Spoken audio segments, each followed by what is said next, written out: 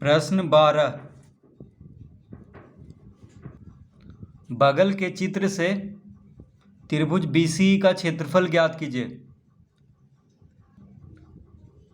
समानांतर चतुर्भुज ABCD का क्षेत्रफल ज्ञात कीजिए। आयत BDF का क्षेत्रफल ज्ञात कीजिए। समलंब चतुर्भुज BDA का क्षेत्रफल ज्ञात कीजिए। तो पहले हम चित्र बना लेते हैं यहाँ पे।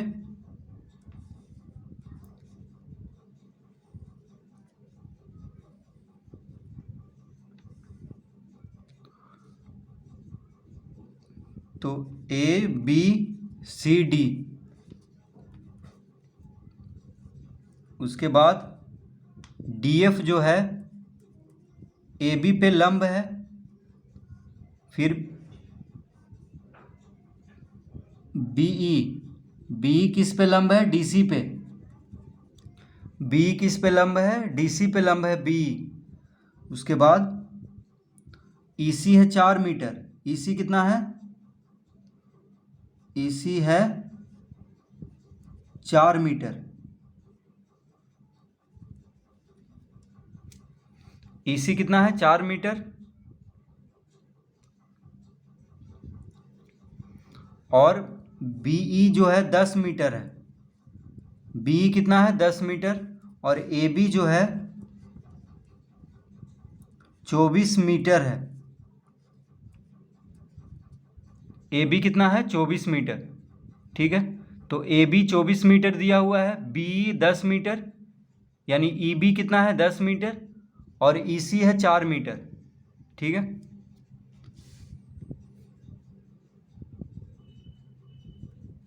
तो लिखेंगे चूंकि ABCD एक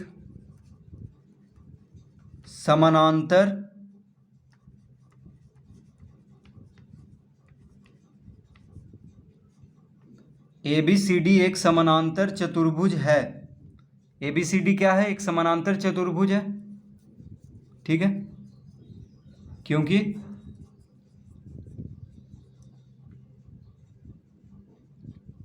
प्रश्न में ही दिया हुआ है समानांतर चतुर्भुज ABCD का क्षेत्रफल ज्ञात कीजिए। ठीक है, तो इसका मतलब हो गया कि ABCD क्या है? एक समानांतर चतुर्भुज है। तो समानांतर चतुर्भुज का सम्मुख भुजा बराबर होता है, यानी AB के बराबर होगा DC। तो AB कितना है? 24 मीटर। देखिए AB दिया हुआ है 24 मीटर, तो DC भी 24 मीटर हो जाएगा, यानी AB बराबर DC बराबर 24 मीटर लिख लेंगे। तो AB जब 24 मीटर है, AB 24 मीटर है, तो DC भी 24 मीटर होगा, क्योंकि ABCD समानांतर चतुर्भुज है और समानांतर चतुर्भुज का सम्मुख भुजा बराबर होता है। तो AB और DC क्या होगा? बराबर। तो AB 24 मीटर है, तो DC भी 24 मीटर होगा। अब तो DC बराबर हम लिख सकते हैं DE प्लस CE। देखिए DC को हम क्या लिख सकते हैं? DE प्लस CE, यानी DE और CE को जोड़ देंगे तो क्या हो जाएगा? DC। ठीक है,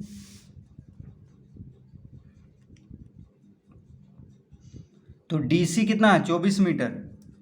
तो 24 बराबर DE जोड़ CE कितना है? देखिए CE दिया हुआ है 4 मीटर। CE कितना है? यहाँ से यहाँ तक 4 मीटर, तो यहाँ पे 4 लिख लेंगे। ठीक है, तो DC की जगह पे 24 लिखेंगे, क्योंकि DC 24 मीटर है। D हमें मालूम नहीं है, और C दिया हुआ है 4 मीटर। ठीक है, तो D कितना हो जाएगा? तो लिखेंगे अतः D बराबर 24 माइनस 4 बराबर 20 मीटर। ठीक है, तो D कितना हो गया? 20 मीटर, यानी ये जो है D ये हो गया 20 मीटर। ठीक है, D कितना हो गया? 20 मीटर, क्योंकि AB और DC बराबर है। तो AB और DC कितना हो गया? 24 मीटर। AB के बराबर है DC, तो 24 मीटर हो गया।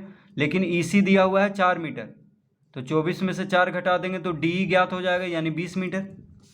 तो इतना हम निकाल लेंगे पहले। तो D मालूम हो गया है 20 मीटर। अब हम आगे जो प्रश्न है उसको हल करेंगे।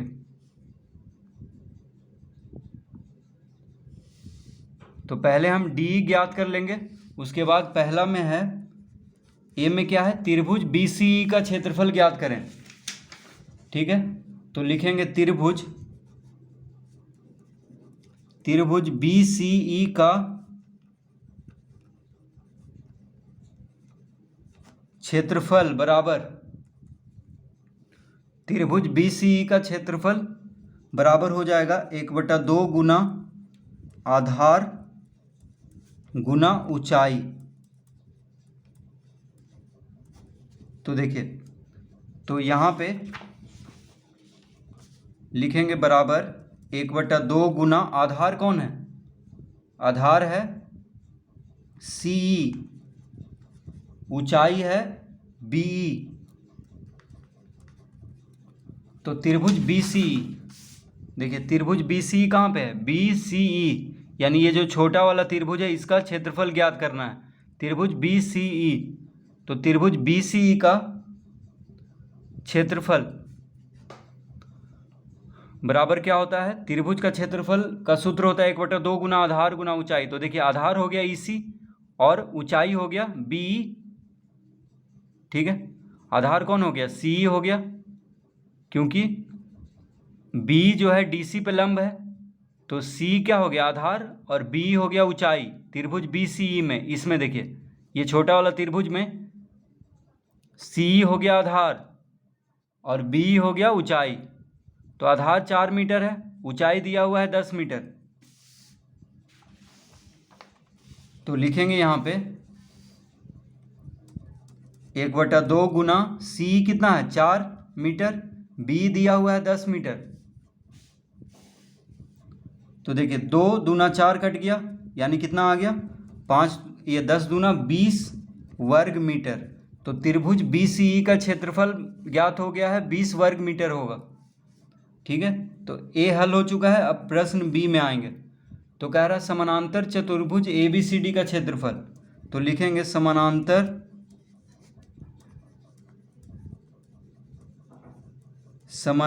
चतुर्भुज ABCD का क्षेत्रफल बराबर, तो देखिए समानांतर चतुर्भुज ABCD का क्षेत्रफल निकालना है। तो समानांतर चतुर्भुज का क्षेत्रफल निकालने का सूत्र होता है आधार गुना ऊंचाई, आधार गुना ऊंचाई। ठीक है, तो यहाँ पे समानांतर चतुर्भुज ABCD का आधार है AB, आधार कौन है AB, और ऊंचाई है BE, ऊंचाई कौन है BE है। ठीक है, तो देख लेते हैं चित्र में। तो देखिए समानांतर चतुर्भुज ABCD में, देखिए ABCD का आधार हम B लिए हैं और ऊंचाई हो गया BE। BE क्या है, लंब है। ठीक है, DC पे लंब है, तो AB पे भी लंब होगा, क्योंकि AB और DC क्या है, बराबर है। क्योंकि समानांतर चतुर्भुज में सम्मुख भुजा बराबर होता है और समानांतर होता है। तो B जो है DC पे लंब है, तो AB पे भी लंब होगा, यानी आधार हो गया AB और ऊंचाई हो गया BE। तो AB कितना है 24 मीटर और ऊंचाई BE कितना है 10 मीटर। तो AB कितना है 24 मीटर, ऊंचाई है 10 मीटर। तो कितना आ गया 24 गुना 10, 240 वर्ग मीटर। तो समानांतर चतुर्भुज ABCD का क्षेत्रफल कितना हो गया 240 वर्ग मीटर।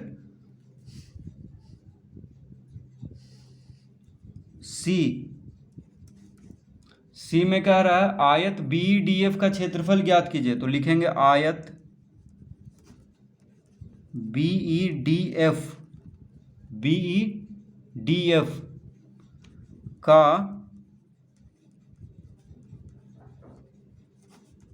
क्षेत्रफल बराबर, तो देखिए आयत का क्षेत्रफल का सूत्र होता है लंबाई गुना चौड़ाई, लंबाई गुना चौड़ाई। तो यहाँ पे लंबाई है DE, कौन है DE है, और चौड़ाई है BE। तो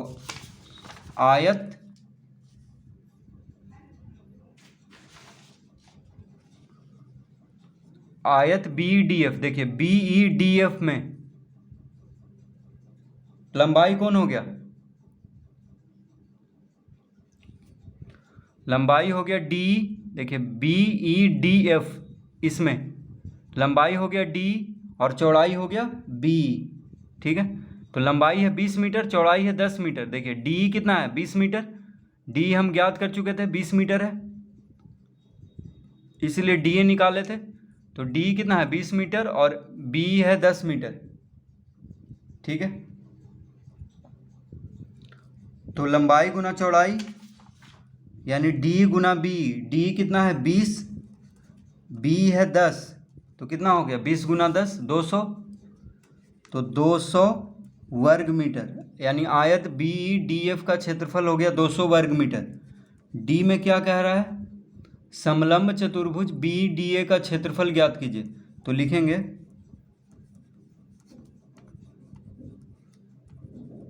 समलंब चतुर्भुज BEDA का समलंब चतुर्भुज BDA का क्षेत्रफल बराबर हो जाएगा। तो समलंब का क्षेत्रफल निकालने का सूत्र होता है 1/2 गुना समानांतर भुजाओं का योग, समानांतर भुजाओं का योग गुना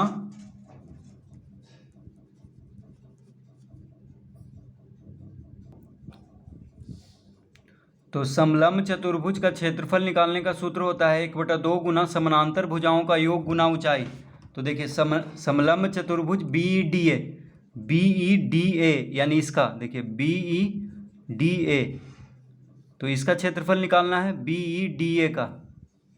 तो समलंब चतुर्भुज का क्षेत्रफल निकालने का सूत्र होता है 1/2 गुना समानांतर भुजाओं का योग। तो समलंब चतुर्भुज में दो भुजा समानांतर होता है, तो AB और D क्या है, समानांतर है। तो 1/2 गुना समानांतर भुजाओं का योग गुना ऊंचाई। ठीक है, तो AB और D क्या है, समानांतर भुजा है, और ऊंचाई हो गया B।